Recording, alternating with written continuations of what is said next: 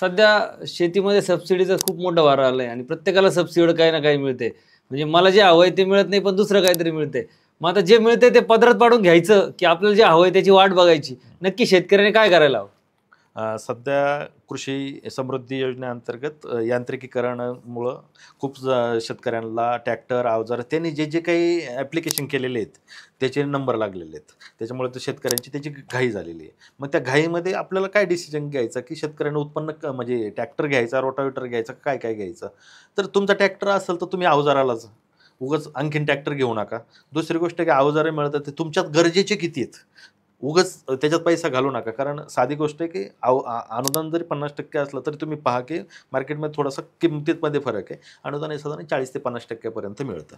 म्हणून शेतकऱ्यांनी डिसिजन घेताना एकच काम करा, नंबर लागलाय म्हणून त्याला जाऊ नका, तुमच्या गरजेनुसार जा.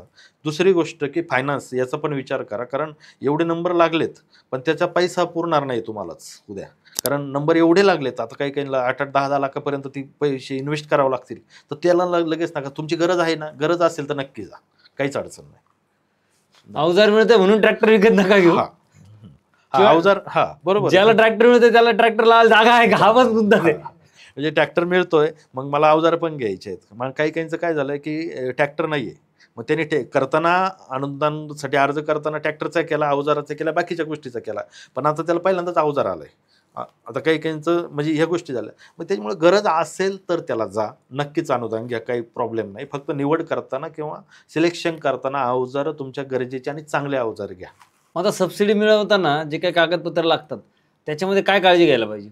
एकदम सोपं आहे. तुम्ही ट्रॅक्टर घेणार असाल किंवा कोणतंही जर अवजार घ्यायचं असेल ट्रॅक्टरचं, आता सध्या अवजार किंवा याच्या संदर्भातच आहे, तर एकच काम करायचं पहिल्यांदा, ते जे अवजार घ्यायचं आहे ते चांगलं टेक्निक त्याचा टेस्ट रिपोर्ट मिळतो. प्रत्येक जो तुमचा डीलर आहे किंवा डिस्ट्रिब्युटर दुकानदार आहे, त्याच्याकडे त्याचा टेस्ट रिपोर्ट घ्यायचा, त्याचं कोटेशन घ्यायचं. तुम्ही हे सगळं शेतकऱ्यांनी करताना एक काम करा, तीच गोष्ट बाकीच्या वितरकाकडे किती पटीने मिळते त्याचा कंपॅरेटिव्ह 2-3 जणांकडून कोटेशन घ्या. त्याच्यावर विचार करा, की मग फायनल करा तुमचं, की कोणतं घ्यायचं आणि मग ते कागदपत्र अपलोड करा. कागदपत्र अपलोड करताना एकच गोष्ट करा, कोटेशन, टेस्ट रिपोर्ट आणि तुमचं हमीपत्र. तुमचं जर घरामध्ये जर तुमचं जॉईंट खातेदार, संयुक्त खातेदार असेल तर त्याचं संमतीपत्र घ्या.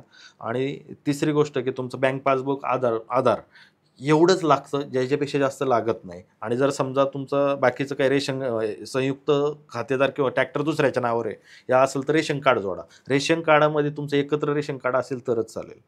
वेगळं कुटुंब असेल तर तुम्हाला लाभ घेता येत नाही. धन्यवाद.